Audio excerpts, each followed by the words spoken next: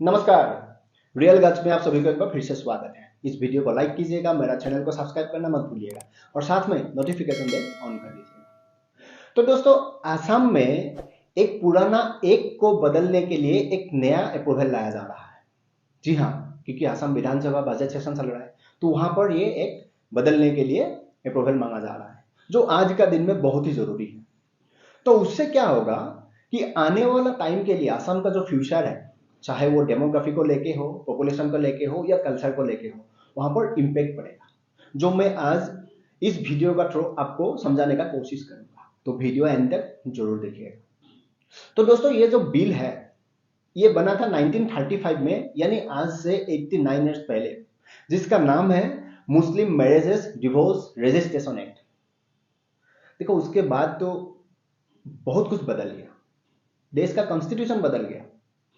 1935 में देश अंग्रेजों का अंदर था, 1947 में देश आजाद हुआ, उसके बाद अपना कॉन्स्टिट्यूशन बना। लेकिन जो मुस्लिम मैरिज एंड डिवोर्स एक्ट, ये आज तक नहीं बदला, जिसका कारण अगर मैं आज आपको कहूं कि हमारा देश यानी भारत सुपर फास्ट ग्रोथ में दुनिया का नंबर 1 पॉपुलेशन कंट्री बन गया, हमने चाइना को पीछे छोड़ दिया।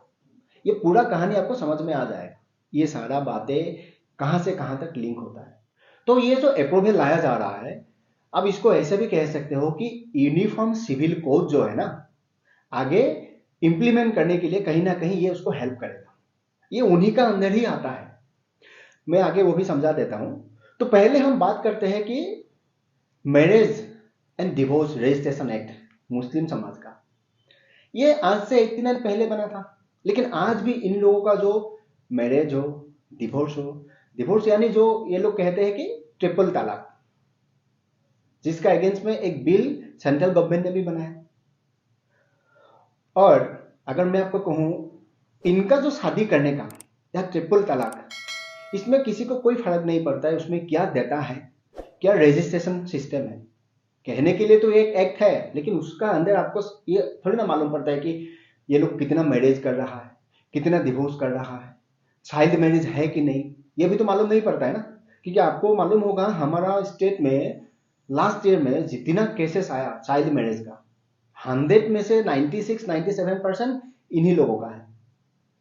इसका कारण वही है, क्योंकि जब भी एक हिंदू शादी करता है तो उसका एक जुडिशियल सिस्टम होता है, एक सर्टिफिकेट दिया जाता है जिसको कहते हैं कोर्ट मैरिज।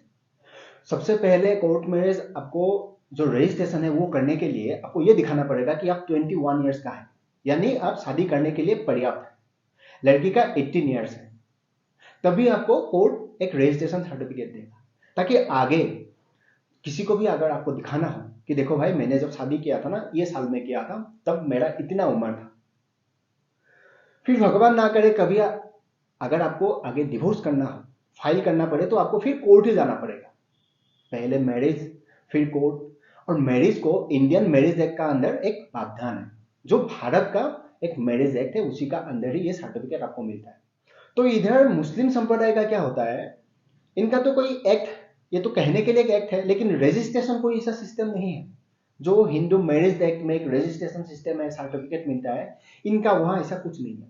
इन्होंने सुप्रीम लीडर बना के रखा है कि वो अगर कहते हैं शादी हो गया तो हो गया, जो ये लोग निकाह बोलते हैं, या आप उसको मौलाना भी कह सकते हो।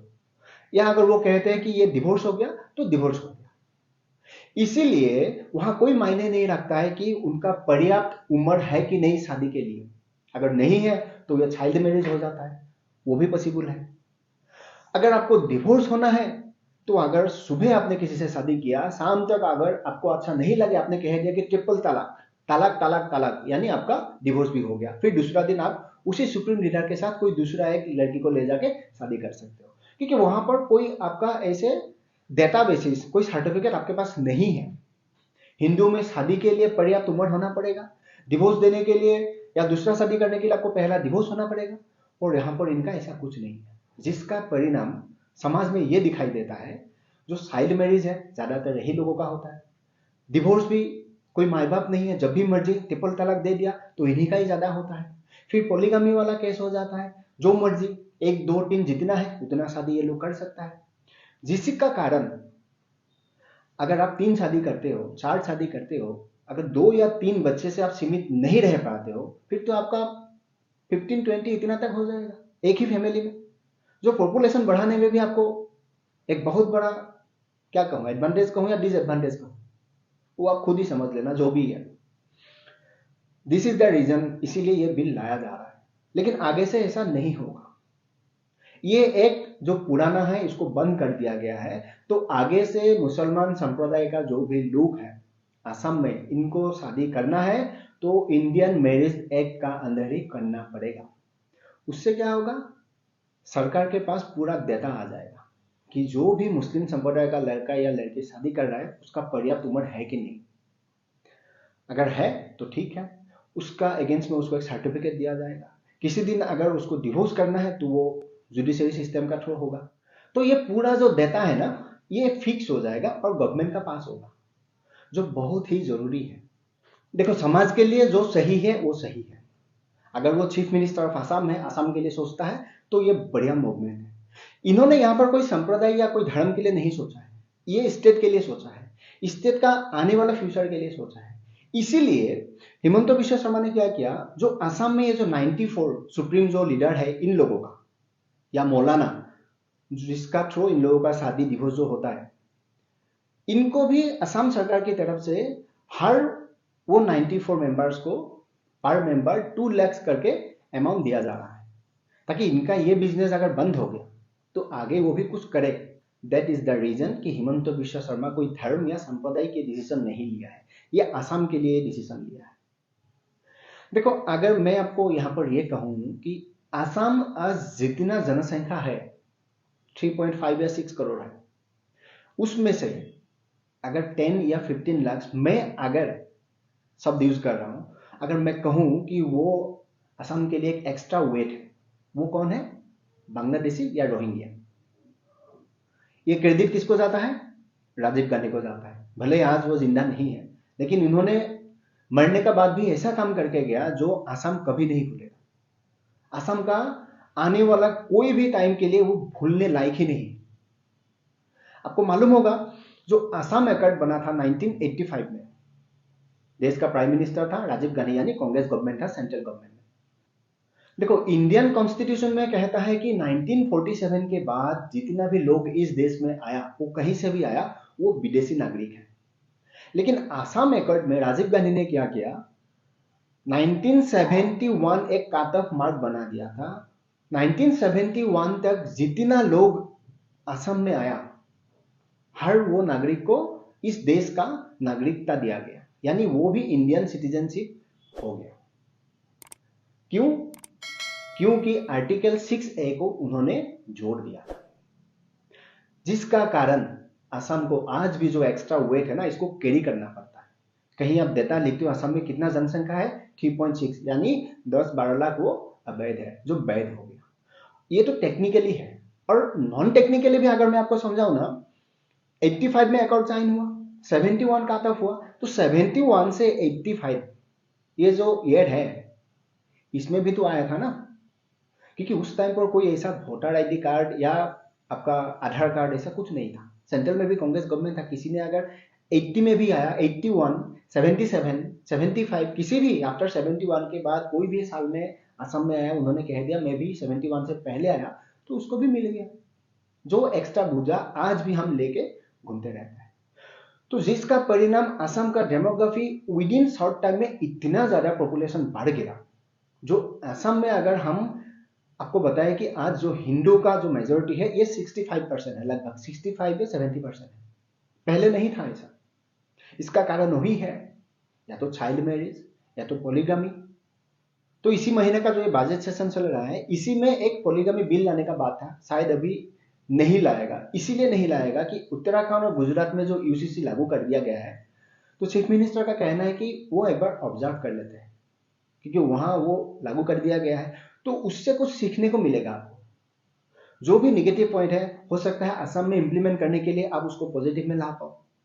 तो उसके लिए एक कदम ये भी हो गया, क्योंकि आज के बाद ये एक पुराना रद्द हो गया, नया लागू हो गया, यानी मुस्लिम संप्रदाय का जो भी लोग आगे से शादी करेगा, डिवोर्स होगा, तो इंडियन मैरिज एक्ट का अंदर ही वो आएगा। तो ये बहुत बढ़िया मूव है। जो पहले होना चाहिए था, लेकिन नहीं हुआ। क्यों नहीं हुआ?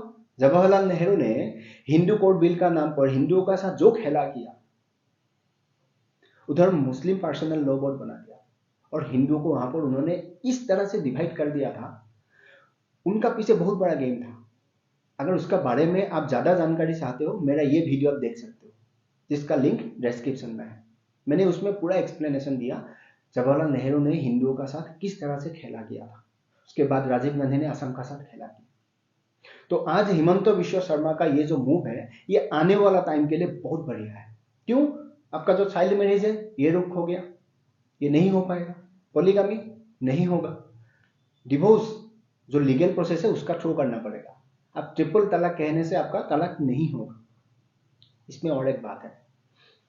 बात ऐसा है, मुस्लिम संप्रदाय से जो महिला है ये कहां तक इसको सपोर्ट करता है ये भी जानना जरूरी है। मैं ट्रिपल तलाक का बात अगर यहां पर कहूं, जहां तक मैं देखता हूं 100 में से 40 या 35% ही ये लोग सपोर्ट करता है, बाकी 60% नहीं करता है।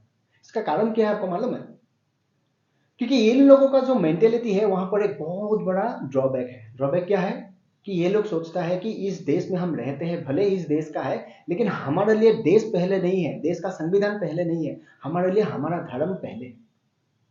जिसका कारण आज देश में हर जगह कहीं ना कहीं गलत ये जो घटनाएं होते हैं ना, लाइक सीएए में जो प्रोटेस्ट हुआ था, इनको एक गलत इंटरप्रेट कर दिया था, जिसका कारण इन्होंने आके धरना चालू कर दिया था। हल्द्वानी में जो हुआ इसीलिए हुआ। और महिलाओं को ये लोग आगे बढ़ा देता है एक विक्टिम कार्ड खेलने के लिए, और ये लोग भी आ जाते हैं, समझ नहीं पाते।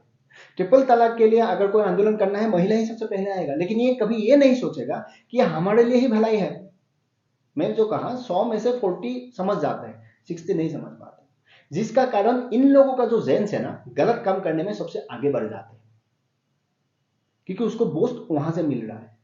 लेकिन इसको रुकाने के लिए ये जो एक्ट बदला गया है ना, ये बहुत जरूरी है। आगे नहीं कर पाएगा, बहुत ही जरूरी है। देखो इसीलिए मैं कहता हूं, अंत में एक ही बात कहना चाहता हूं। लोग कह सकते हैं देखो ये बीजेपी को सपोर्ट करता है, बीजेपी का भाषा बोल रहा है। यहां कोई बीजेपी कांग्रेस का बात नहीं है। अगर राजीव गांधी ने 85 में ये सोचता आगे देश के लिए सही, तो वो क्या करता? 71 नहीं 47 ही का तक मार्क रखता। लेकिन उन्होंने 71 इसीलिए किया क्योंकि उसको मालूम है उनका जो बेटा है, जो आज ये भटकते रहता है, प्राइम मिनिस्टर कैंडिडेट, जीरो दिमाग वाला जो साइंटिस्ट है राहुल गांधी, उनको प्राइम मिनिस्टर बनना है। इसीलिए उनका जो वोटिंग जो बैंक है ना, ये वही लोग हैं जो ये लोग सुरक्षित करता है। इसीलिए 85 में उन्होंने 71 काट ऑफ मार्क रखा वोटिंग बैंक पॉलिसी के लिए। आज हिमंत बिश्व शर्मा ने वो नहीं सोचा। आज हिमंत बिश्व शर्मा ने सोचा कि मेरा जो स्टेट है मेरे लिए इंपॉर्टेंट है। उनका भी बेटा है, पॉलिटिक्स में आएगा नहीं आएगा वो मैं नहीं जानता हूं, क्योंकि आज वो एक्टिव नहीं है पॉलिटिक्स में, दिखाई तो नहीं देता है। लेकिन हिमंत बिश्व शर्मा का जो सोच है समाज के लिए है, असम स्टेट के लिए है, जो बहुत जरूरी है। 85 में उसको करना चाहिए था, लेकिन उन्होंने नहीं किया। दैट इज द डिफरेंट परिवारवाद और पॉलिटिक्स। पॉलिटिक्स होना जरूरी है। मैं इसीलिए कहता हूं, मैं ना भारतीय जनता पार्टी का सपोर्टर हूं, ना मैं भारतीय जनता पार्टी का डाई हार्ड फैन हूं, लेकिन मैं वोट बीजेपी को ही करता हूं, यानी भारतीय जनता पार्टी। इसीलिए करता हूं क्योंकि इस देश का जो लीडर है नरेंद्र दामोदर दास मोदी, जिस दिन उस लीडर का ऑल्टरनेट किसी भी पार्टी वहां खड़ा करके मुझे ये दिखाएगा कि देखो ये लीडर है जो मोदी का ऑल्टरनेट है, उस दिन मेरा जो वोट है ना वो उस लीडर के लिए जाएगा। करके दिखाए, मैं भी मान जाऊंगा। तो आज मैं वीडियो में आपको वही समझाया कि ये जो मूवमेंट है बहुत बढ़िया है, जिससे पॉपुलेशन भी आगे नियंत्रित होगा और बहुत जरूरी है। वही था मेरा संवाद आज आप तक पहुंचाना। आई होप आपको समझ में आया। तो मिलते हैं अगले वीडियो में, तब तक आप आपका ख्याल रखिएगा और खुश रहिएगा।